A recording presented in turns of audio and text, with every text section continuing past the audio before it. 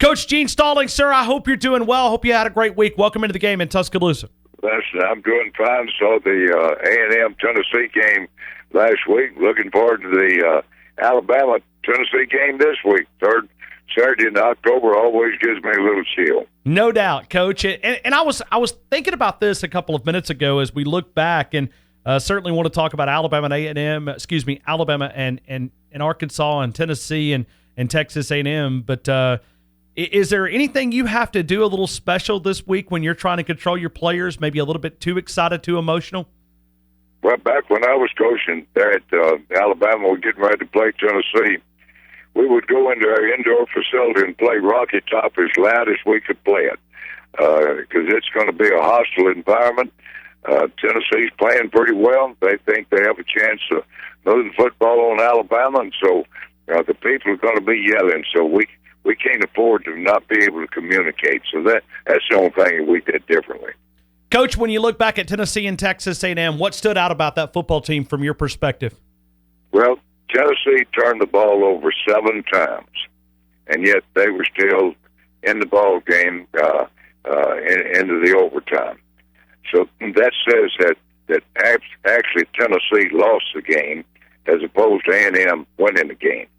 You take A&M, Alabama, and Arkansas. In order to win a game, you got to run the football, and you got to stop the run. Alabama ran for like 230 yards, and they held Arkansas to 73 yards. You got to be in the plus, give away, take away. Alabama got 3 turnovers, and so they went ahead and won the game. Very seldom will you ever see a team turn the ball over 7 times and still have a chance to win the game right at the last. They had nearly 700 yards of offense against an improved A&M defense. So they've got some injured players, and I don't know how healthy they're going to be, but Alabama, in my opinion, is the best football team. Best football team doesn't always win, but if I were coaching one or the other, I'd rather have Alabama's players than I had Tennessee's players. But this is a big, big game for Tennessee. Coach, if you were in Butch Jones's situation, would you be concerned about your mental side of things? You know, they had a come-from-behind victory against Florida. They had the Hail Mary against Georgia, and then they pushed Texas A&M to double overtime, and then now it's trying to get back up emotionally for this team. If you were Butch Jones, would you be concerned mentally about your team going 4 weeks over? I'd be extremely pleased with them. To be able to come from 20 behind against Florida and win the game, to beat Georgia on the last play of the game, turn the ball over 7 times and be in double overtime, that says that your team is playing well. They're not always winning, but they're playing well. So if I was Butch Jones, I wouldn't be concerned at all.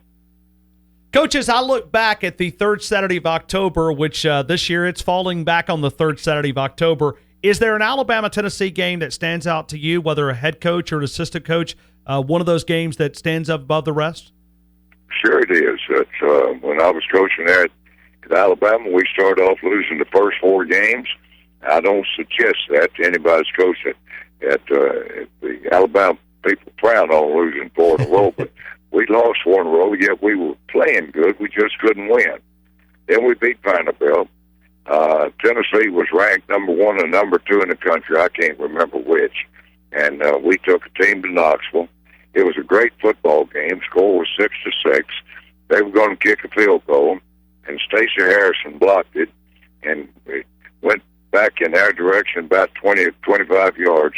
Philip Gall then stepped up, kicked the field goal, and we won the game 9-6. So, in my opinion, that particular game sort of kick-started my career at Alabama. It helped us recruiting, and it certainly helped me. And so that's the Tennessee-Alabama game that stands out to me. That was 1990, Coach. We did today we did phone calls where people called in and they talked about their favorite memory. And that 1990 game kept coming up over and over and over from the fans. And that's one of your memories, but according to Alabama fans, it's one of their favorite memories too. That game came up a ton today with our phone calls. Well, in the fact that Tennessee was number 1 and number 2 in the country, I forget which, and the fact that we had lost 4 in a row, I think that they were maybe 20, 25-point favorite playing there in Knoxville, and we won the football game. So that was a big win for Alabama. Coach, when you were here at Alabama, and we've been discussing this biggest rival.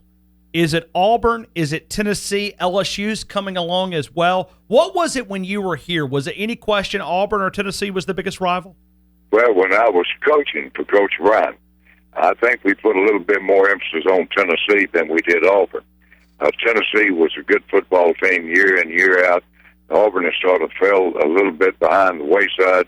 They wasn't quite as competitive. Later on, they were competitive. So the Tennessee game was awfully important to the Alabama people. Was that because of Coach Bryant putting that emphasis on Tennessee? I think so. He really wanted to beat Tennessee bad. Went back to General Neyland and whoever was coaching there at Tennessee, but he really wanted to. Now, he wanted to beat Auburn, too. But I feel like in those first few years, if he could just win one or the other, he would have chose to beat Tennessee. That's my opinion. He might have said differently. Coach, when you look back at this Alabama-Arkansas game, one more time, this freshman this quarterback continues to be cool and collective and seems to be somebody that we're just not accustomed to when you look at a quarterback that's a true freshman. This time last year, he was playing high school football in the state of Texas, and now he's the quarterback of the Crimson Tide, and he's this cool, ice water through his veins. Real cool, calm, and collective. He's doing a great job, but the defense is too. Anytime you can get 3 turnovers and you can run the football, regardless who's playing quarterback, you're going to win the games. The fact is that this quarterback can keep the ball and run. He can get out of trouble. He's an accurate passer, so that makes him especially good. So anyway, they've got a good quarterback for a number of years. And, Coach, a pretty good recipe to winning. If you've got the top scoring offense, which Alabama does, top in the SEC, there's 6 nationally right now in college football, and then they've got the best scoring defense. That's a pretty good recipe to winning a national title if they can keep rolling. And say that again. I didn't. They've got the number 1 scoring offense. They average 40. 40. Are you talking about Tennessee? No, sir. Alabama. Oh, yeah. Well, Alabama's ranked number 1 team in the country anyway, so they lead all the statistics. They're playing extremely well, and they've got a tough schedule. They play Tennessee this week, A&M next week, LSU the next week. All 3 of those teams have a chance. I don't think they'll beat them, but they'll have a chance to win the game.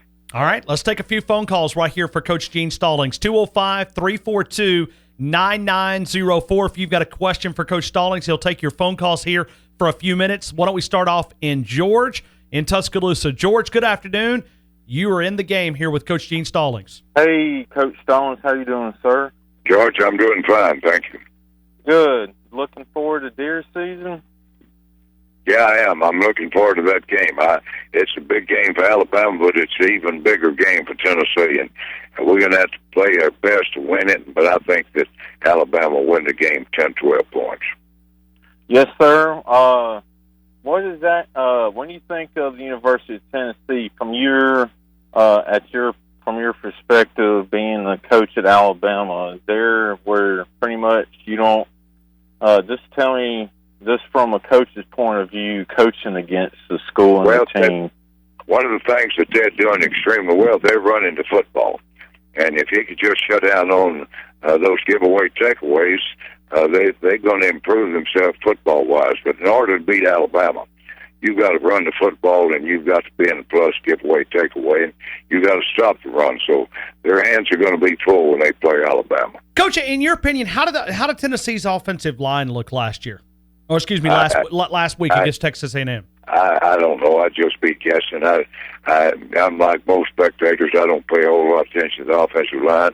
I'm watching that guy scaring the football, and but he broke free a lot of times. So obviously, the offensive line did a decent job. I can't say they did a great job or a poor job because I really didn't key into them. Well, you know what? You and Nick Saban are very similar. We cannot ask him an offensive line question either because he says the same thing. Because I'm watching the guy with the ball. I'm not watching the offensive lineman. He says the same exact thing as you just said. Well, most of the time, if somebody's pulling, you sort of watch that. when I watch a game, I put myself on the defensive side and try to read the guards pulling, the tackles pulling, and see the difference in the play action run and play action pass. So that's what I usually do when I watch a game. But Coach, going back to being able to score points in this current generation that we live in the current times of college football, you got to be able to score points, and you got to be able to score a lot of points in these games because it's a different setup. I think the officials are allowing some of these offensive rules to hurt the defense in some ways. Well, they got 8 officials, and I guess the official feels like he has to do something. So if each one of them calls 2 penalties, that's 16 penalties. I think it's slowing the game down myself.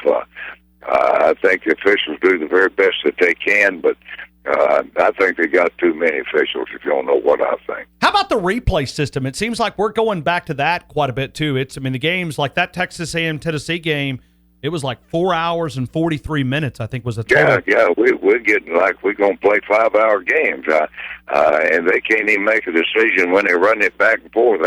How they expect that official? I'm opposed to the replay. I've said it over and over. Players make mistakes, coaches make mistakes, and yet we want to officiate and be perfect. Doesn't make sense to me.